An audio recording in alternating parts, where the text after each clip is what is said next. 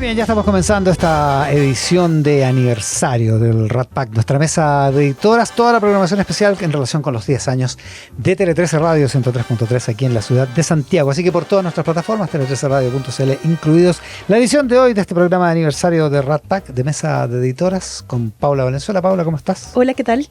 ¿De qué vamos a hablar en esta ocasión? ¿Qué ha pasado con la derecha en Chile estos 10 años y cómo se proyecta? ¿Qué tan crucial es lo que ocurra este año para el futuro, por ejemplo, de la derecha tradicional que hemos conocido hasta ahora? Aquí lo vamos a revisar. Vamos a hablar de eso. Soy Paula Comandari, ¿cómo estás? Buenas ¿Qué tal? ¿Cómo días, estás? Noches. Muy buenas tardes, días, noches. Sí, porque esto se puede oír a cualquier hora. Lógico, esto es on demand. A cualquiera de las plataformas de Tele13 Radio. ¿De qué vamos a hablar? Sí, para hacer como un tema de 360 grados y abarcarlo todo. Por mi lado voy a hablar sobre la izquierda o las izquierdas y cuánto ha cambiado el sector en estos últimos 10 años a propósito precisamente de nuestro 10º aniversario y cuando en el contexto de hoy varias de las banderas que inspiraron y movilizaron al progresismo se han puesto en jaque, lo que abre preguntas sobre qué viene para la izquierda ahora. 10 años de Tele13 Radio, nuestras editoras se preocupan de revisar lo que ha pasado en estos últimos 10 años y, por cierto, en algunos casos también proyectar lo que puede pasar en los siguientes 10. Pero ahora vamos a partir por eso. Hace 10 años gobernaba la actual oposición, la izquierda o la centroizquierda, en el segundo gobierno de Michelle Bachelet. Eso fue cuando salimos al aire con el eslogan "Es hora de escucharnos". 10 años después, ¿qué ha pasado con la izquierda? Paula Comandari. Bueno, lo primero que se me vino a la mente cuando empecé a pensar en el tema de la izquierda fue situarla, ver en qué pie estaban en 2015, justo hace 10 años, y en qué están ahora. Básicamente la comparación y todo lo que ha pasado durante estos 10 años de vida también de la radio. Y lo primero que quiero hacer el ejercicio de hacer memoria. ¿Dónde estaba Gabriel Boric y su generación en ese entonces? ¿Cuáles eran sus banderas de lucha? ¿Y dónde estaba la Concertación también? Que son dos grupos tan distintos, tan diversos. ¿Y en qué están poniendo también sus fichas? Así es que los invito a retroceder a 2015 o por ahí. ¿Se acuerdan ustedes? Yo estuve haciendo mucho recuerdo, porque, claro, en 2015 habían pasado más o menos 3 años del histórico movimiento estudiantil, el de 2011, cuando un grupo de jóvenes que había logrado sacar a miles de personas a la calle, que eso fue totalmente inaudito, saltaron al Congreso. Porque claro, 2011 viene todo el tema de las movilizaciones que ocurrieron en todo Chile. Y en 3 años literal, en 2014, ya habían ingresado al Parlamento. Claro, en marzo del 2014, ¿no? Cuando empieza ese periodo parlamentario. Exactamente. Fue, entre comillas, la irrupción de toda una nueva generación, de Giorgio Jackson, de Camila Vallejo, primeramente en el movimiento estudiantil. Y por los palos apareció también Gabriel Boric, lo que dio paso a esta nueva izquierda y esta, entre comillas, también nueva forma de hacer política, porque era un modo de hacer político más desde la calle. Se convirtió la calle en el principal espacio de presión política en ese momento. Creo que es muy difícil olvidar todas esas marchas multitudinarias que ponían muchos temas sobre la mesa. O sea, ahí empezó a aparecer el tema del feminismo, la mujer y el tema estudiantil con mucha fuerza. Y su modo de ser, de alguna manera, de esta nueva generación, puso en jaque a los próceres del sistema.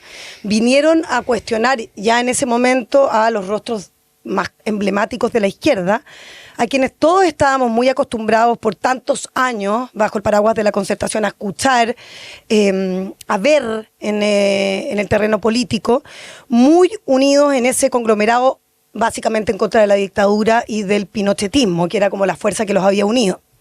Pero en 2014, cuando estaba en pleno, digamos, ese cuestionamiento a la izquierda tradicional, y la nueva izquierda ya estaba encumbrada en el Congreso, como les digo, con estas figuras que ya aparecían en los sillones del Congreso, Michelle Bachelet, es que no hay que olvidarse de eso, llega desde Estados Unidos para liderar, ¿se acuerdan?, otra aventura presidencial, pero no permitió que ninguno de los clásicos de siempre la recibiera en el aeropuerto. Claro. Aeropuerto, digo. Inolvidable. 2013. Es que fue súper inolvidable. Yo me acuerdo que en algún momento le di un tuit a Pato Fernández, a nuestro columnista, que decía, claro, salvo Carolina Toá, que muchos consideran una especie de ahijada política de la exmandataria, nadie más estuvo allí para recibirla. No había ni un político, de los que nosotros estábamos acostumbrados a ver todo el tiempo, que lideraban los partidos del socialismo democrático, estaban ahí.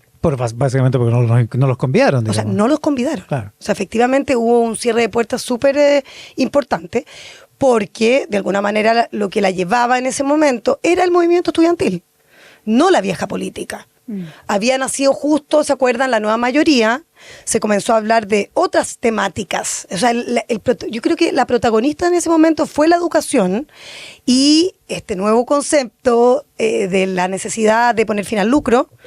Y como que Michelle Bachelet, la figura de Michelle Bachelet, enarboló todo eso.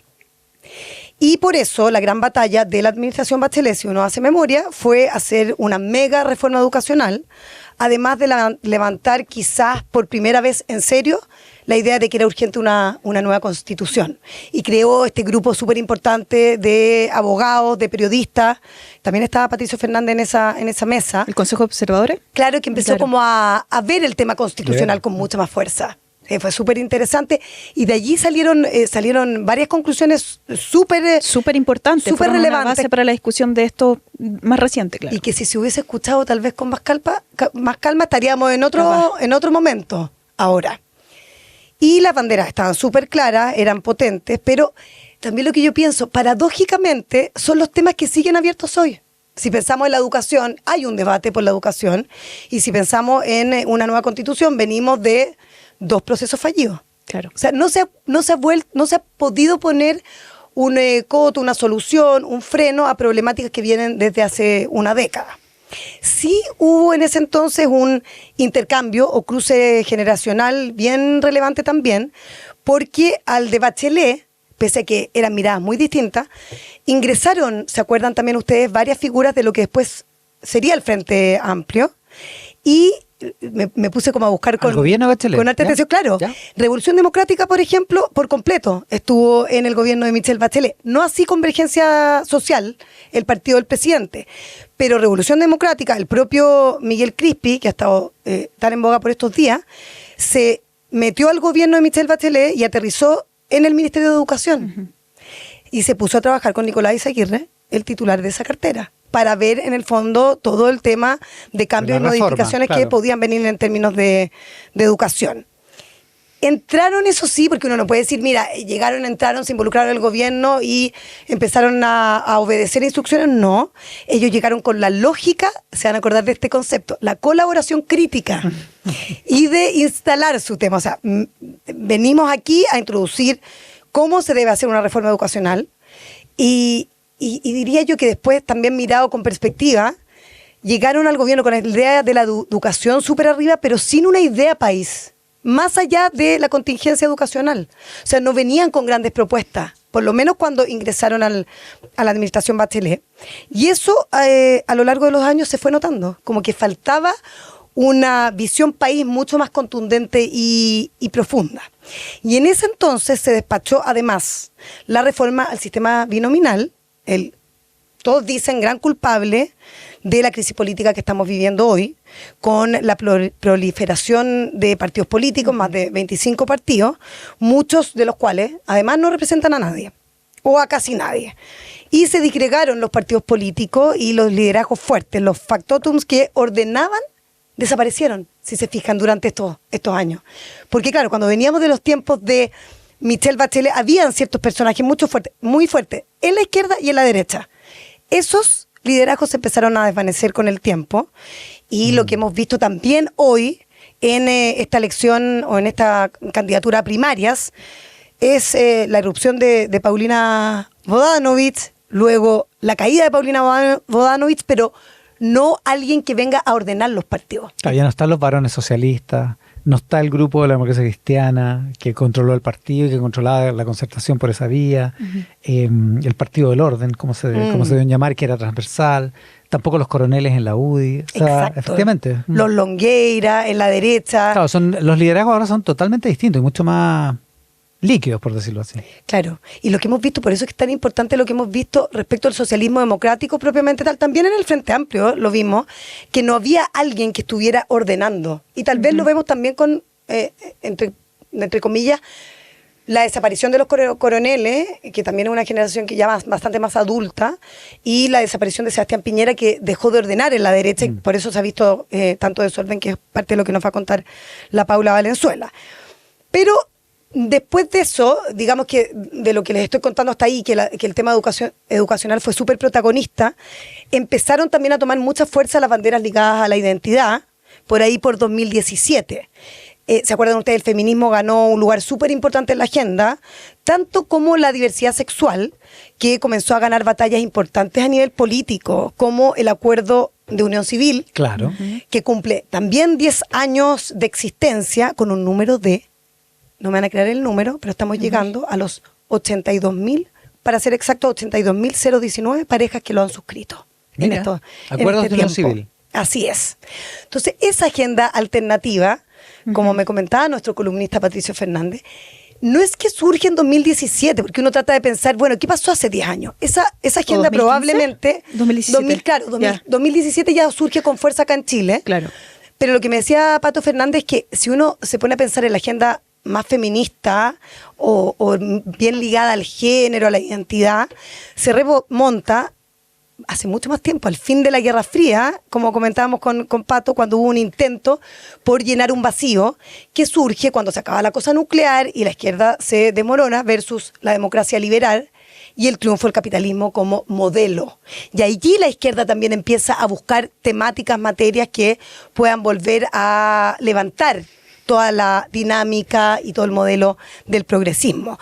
Y efectivamente se fue intensificando con el paso de los años y se convirtió en un fenómeno bastante internacional con la expansión del movimiento Me Too, tras la exposición de numerosas acusaciones de abuso sexual, ¿se acuerdan ustedes?, contra el productor de cine Harvey Weinstein, que eso también prendió como rápidamente y se empezó a propagar viralmente como un hashtag en las redes sociales, que le dio también mucha fuerza a la izquierda, esta agenda propiamente tal. El derecho de las mujeres, el derecho ambiental, la protección ambiental y el cuidado por los pueblos originarios, los mismos que en la Convención Constituyente, de la mano de la izquierda, se radicalizaron a tal punto que generaron, diría, pánico y un rechazo absoluto en la ciudadanía. Por algo fue rechazada esa constitución en el primer trámite. Claro, pero en toda una primera etapa efectivamente eso le daba tracción a la izquierda, digamos. Totalmente. O sea, a tal punto que llegó un momento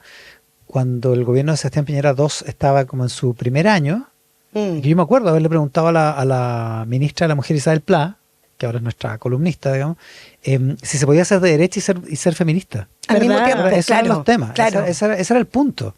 Y que yo creo Porque la izquierda había monopolizado esa agenda versus la agenda de la seguridad que había sido monopolizada por la derecha. Pero si tú ves ahí también hay un cruce, porque Isabel Pla y también varias mujeres de la derecha también empezaron a tomar esa agenda, porque ellas también podían ser feministas y también empezaron a defender el Ministerio de la Mujer, por ejemplo, cuando José Antonio Caz trató No, y de empezó eliminar. acuérdense, el proyecto de ley de identidad de género ese mismo año. O sea, Claro. una discusión entre UDI y Evópoli cuando gobernaban, ¿se acuerdan? Ese Claro. Súper relevante también. Piñera II, todo en esa Piñera época. II. Entonces, bueno, estas banderas que diría yo que es el tema identitario, de género, feminista, se ha ido, si ustedes se fijan, también diluyendo con el tiempo, probablemente porque se pasaron tanto de rosca en el proceso constituyente que los dejaron sin identidad. Eso me dice un militante del socialismo democrático, quien asegura que hoy la administración Boric lo que ha dejado en evidencia es que la izquierda, y sobre todo la izquierda de su generación,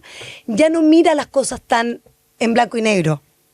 Lo social versus lo económico, la agenda identitaria versus lo tradicional, como era antes. O sea, ellos también han tenido un cruce súper interesante.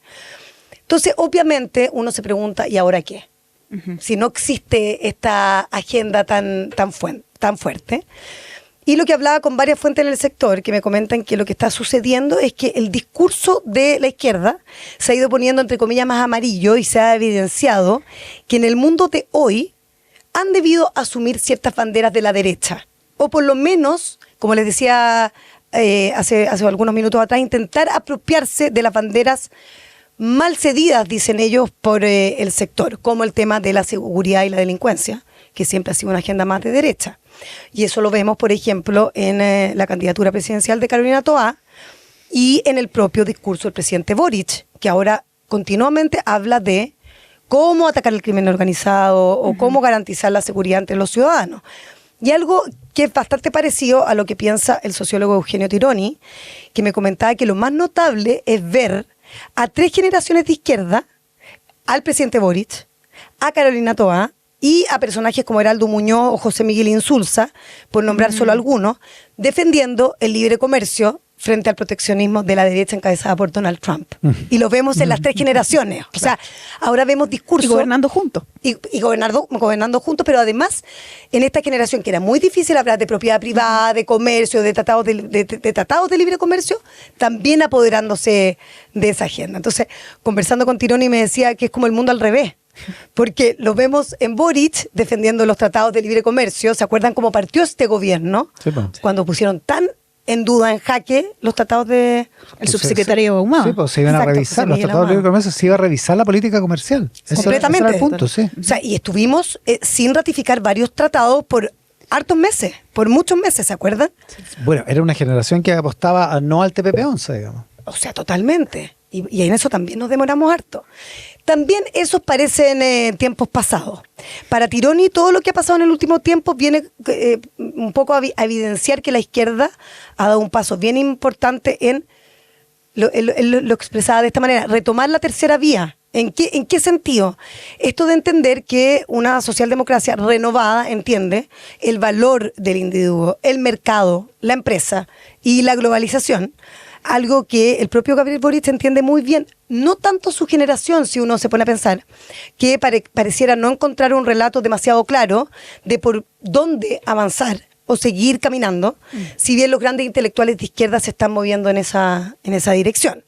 Y si no, miremos la reforma previsional, por ejemplo, que es una ecuación entre protección social comunitaria, ¿verdad?, con un porcentaje que se va a un fondo más bien solidario, y una administración rotunda de fondos privados, digamos. O sea, las administradoras siguen existiendo y la gente sigue garantizando que su trabajo y todo eso se hereda y es administrado por administradores privados. Probablemente en esta reforma, en la reforma previsional, está el paradigma del nuevo Chile. Y es verdad que, queriéndolo o no, lo que ha emergido es una izquierda que no solo comienza a aceptar, sino que a comprender la necesidad de buscar alianzas con el sector privado y esta llamada y reconocida colaboración público-privada que esta generación puso bien en jaque, pero que el expresidente Lagos aprendió rápidamente al asumir el poder y que hoy, por ejemplo, y es interesante ver el cruce, porque uno lo vio rápidamente en Ricardo Lagos con el tema de las concesiones, y se acuerdan esto de que los empresarios amaban a Lagos, pero también hoy uno lo ve, por ejemplo, en el ministro de Economía, Nicolás Grau, muy, muy reacio a la conversación con el mundo empresarial al comienzo de la administración Boric, y ahora, si uno conversa con él, le parece fundamental la conversación y ese diálogo con el sector privado. Son cosas que han cambiado, sin duda. Sí, muy importante. Y veamos también lo que ha sucedido en salud con la ley de ISAPRES o también en las concesiones. Hay un rebrote muy interesante, muy importante que no se dio al comienzo de este gobierno, porque si uno empieza como a escarbar un poco más fino, todo lo relacionado con el mundo privado se miraba con mucha sospecha en esta administración. Y ya lo hemos visto en las últimas intervenciones, lo hemos visto al presidente Boric insistiendo en lo principal, que Chile tiene que crecer, crecer y crecer para poder materializar los compromisos sociales, que es un discurso muy parecido a lo que pedía el propio Ricardo Lagos y tan propio de la derecha además. Sí, por eso que digo que hay cruces súper interesantes, no solo en las izquierdas, sino que también un intentar apoderarse de agendas que estaban por lo menos como que establecidas o instauradas en un bando o en el otro bando.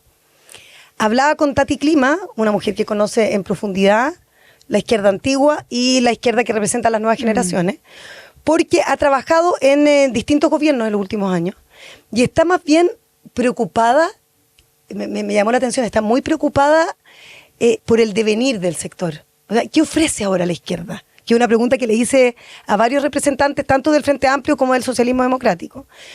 Y ella me decía que estamos en un momento súper, súper crítico porque nadie está realmente pensando en lo que le van a ofrecer al país, nadie está parando una izquierda seria que tenga valores que la distingan de la derecha en esto de que hay un cruce de agenda. Y según ella, no se ha generado una izquierda muy moderna que piense en los próximos 30 años. O sea, estamos discutiendo en el día a día, enfrentados en la polémica chica, pero no estamos pensando... En la estrategia electoral. Claro, pero no en el Chile que queremos, en lo que le vamos a ofrecer al ciudadano de a pie, en tiempo en que aparece la inteligencia artificial y otros temas, sin que haya como una reflexión tan profunda. Con banderas claras, no tan dogmáticas, porque el mundo viró y es verdad que no podemos estar en la vereda anticapitalista y tampoco en la capitalista propiamente tal. Entonces, ¿hacia dónde nos movemos? Esa es la pregunta de varios de los personajes de izquierda.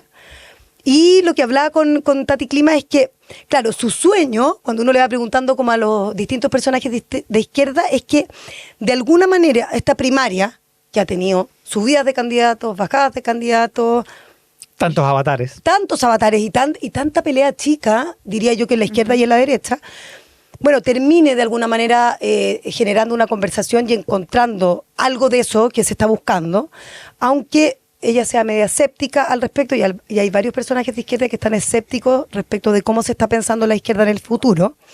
Y quizás lo más complejo para esta izquierda, pensando en lo que se viene ahora, porque ya hemos hablado harto de lo que pasó durante estos 10 años, es que nadie sabe muy bien y a ciencia exacta qué es la izquierda hoy y hacia dónde debe transitar.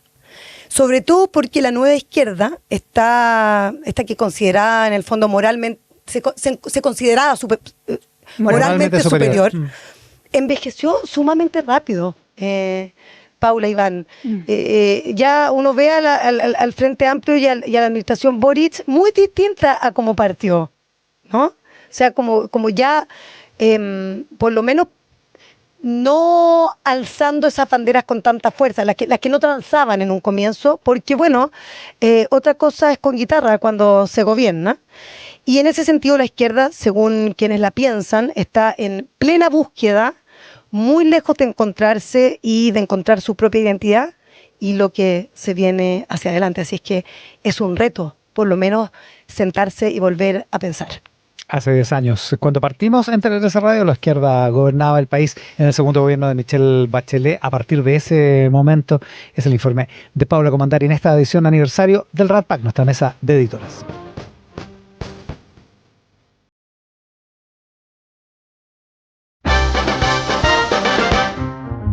Continuamos en este especial de aniversario del Rat Pack, la mesa de editoras, nuestras editoras aquí en Tele 13 Radio, 103.3 en la ciudad de Santiago, tele13radio.cl, nuestra aplicación para móviles y todas nuestras plataformas, reflexionando sobre lo que ha pasado en estos 10 años de nuestra trayectoria, eventualmente proyectando hacia el futuro lo que ha pasado en distintos temas. Hoy hablamos de política con Paula Comandari y con Paula Valenzuela. Paula Valenzuela se encarga de revisar en qué estaba la derecha, que hace 10 años estaba en la oposición y hoy encabeza con bastante holgura las encuestas presidenciales. ¿Qué ha pasado en estos 10 años? Paula Valenzuela nos lo cuenta.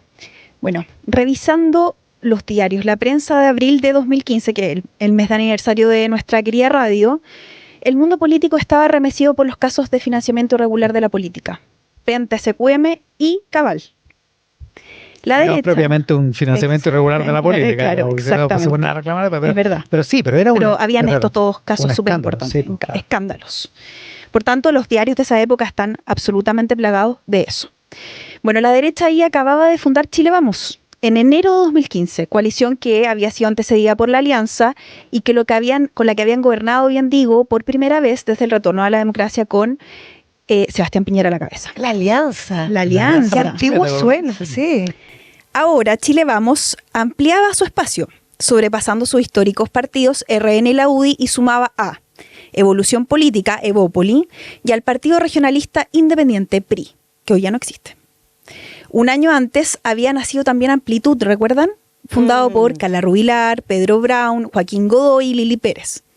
Tanto ese movimiento como Evópoli buscaban llenar el espacio de la llamada derecha liberal o el centro liberal, o sea, más bien también jóvenes que buscaban representar una derecha menos conservadora.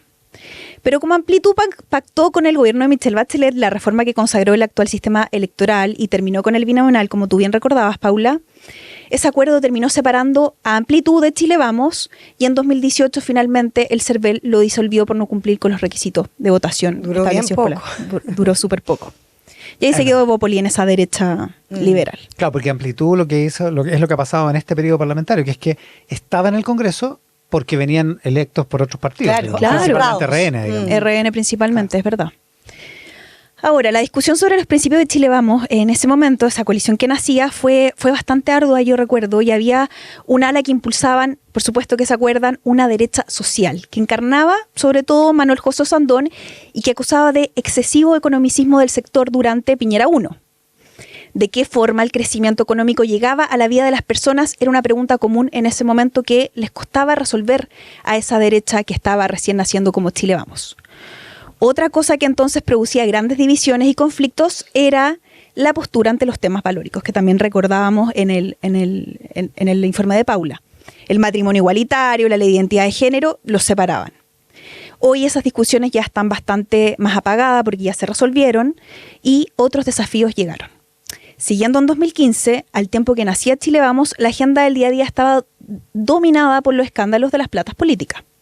La UDI quedó tan remecida por el caso Penta que el 11 de marzo de ese año, Ernesto Silva renunció a la presidencia del partido en medio de críticas por no haber congelado la militancia de los implicados, quien además estaba complicado en lo personal por ser sobrino de Carlos Alberto Delano, controlador de Penta y en ese momento en prisión preventiva. Claro, se le hizo imposible, digamos. Ahí también empiezan a cuestionar liderazgos antiguos, por ejemplo el de Jovino Novoa, que le criticaban internamente por no tomar decisiones más drásticas contra militantes envueltos en el escándalo como Iván Moreira, Ena von Baer, Pablo Salaquet, Pablo Wagner, en fin.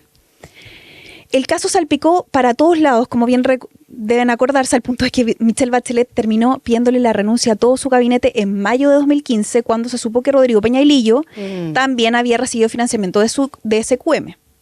Pero para varios, la U popular forjada al alero de Jaime Guzmán y luego de Pablo Longueira vivía la peor crisis desde el asesinato de su fundador.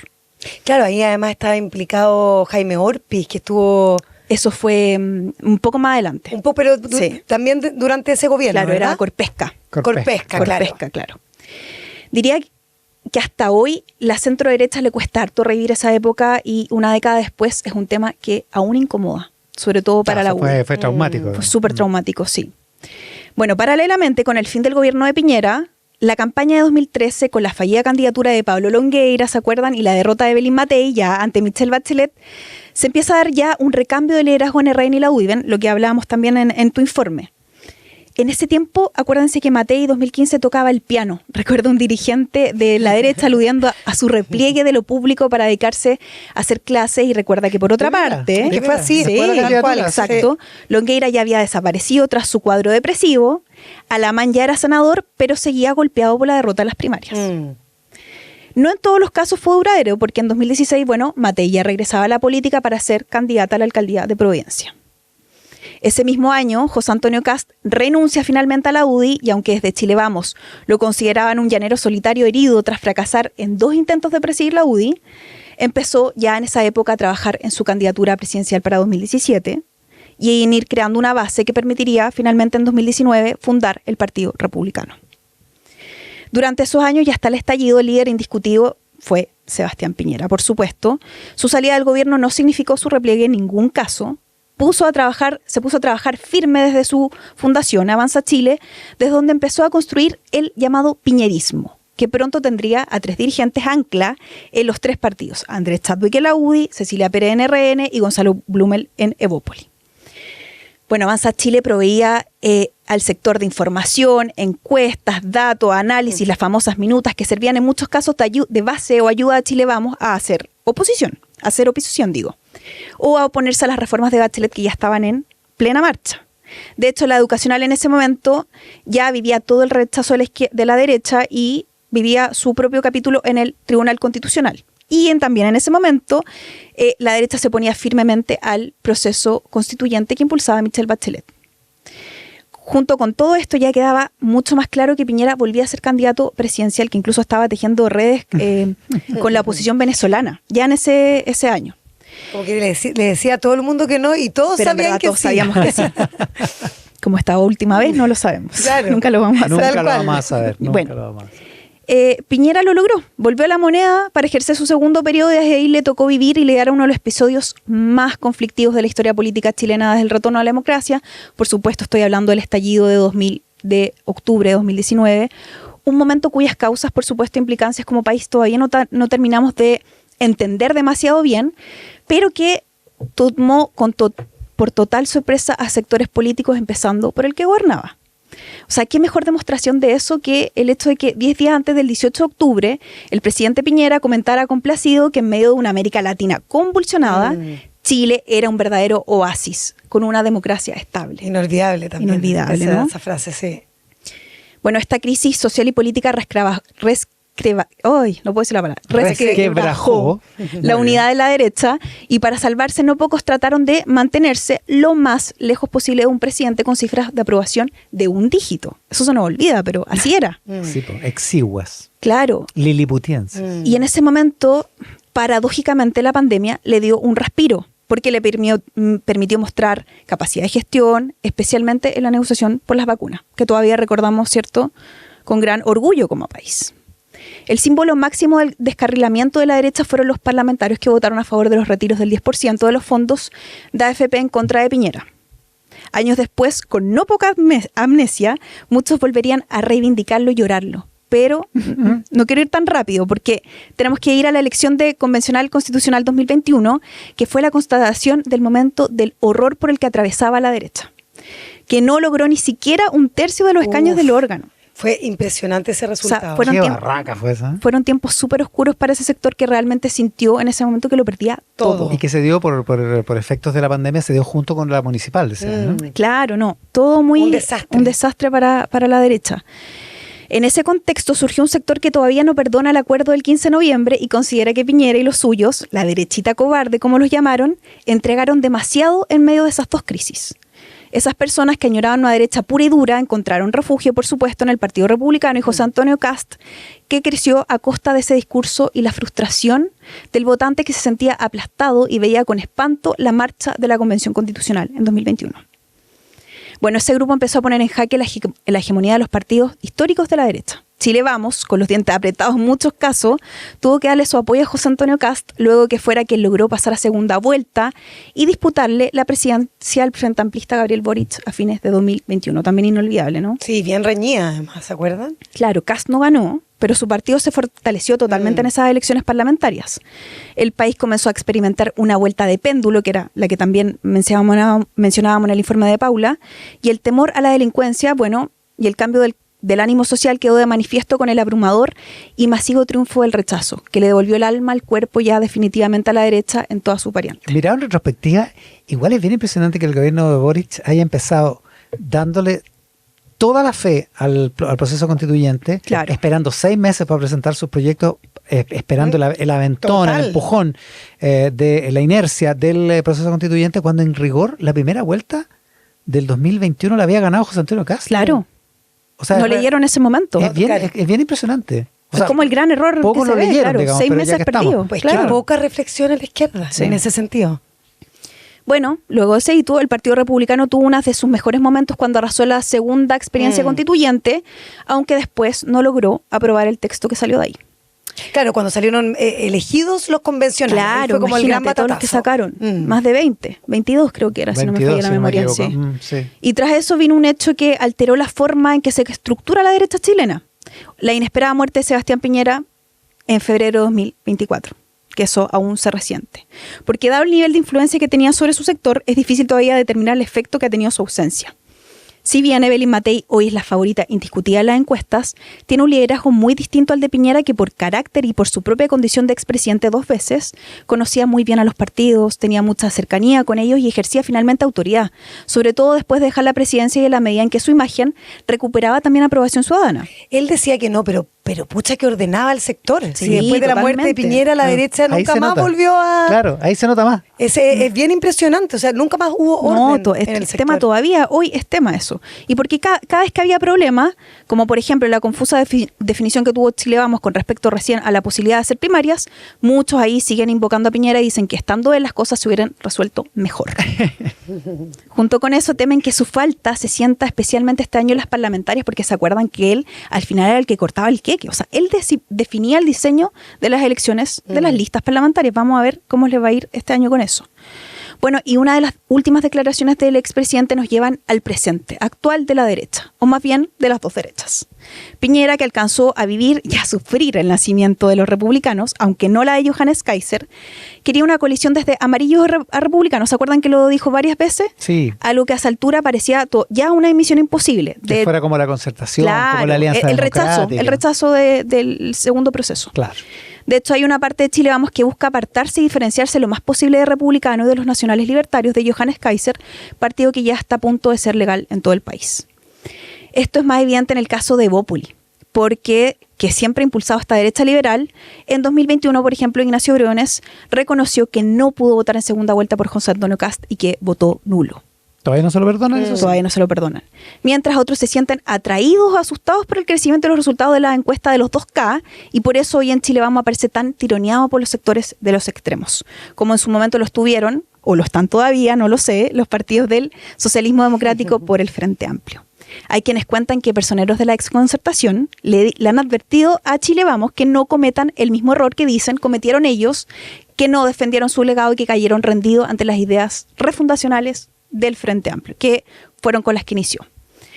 Bueno, pero este debate no ocurre de manera aislada, sino que es parte de un fenómeno global. Al mundo lo recorre una ola de extrema derecha o derecha dura, como quieran llamarla, encarnada en figuras como Giorgia Meloni, Nayib Bukele, Donald Trump, que hacen pensar que los republicanos de Chile, este es un momento crucial. Es ahora o nunca, dicen, sobre la posibilidad de sobrepasar a la derecha tradicional, esa derecha histórica.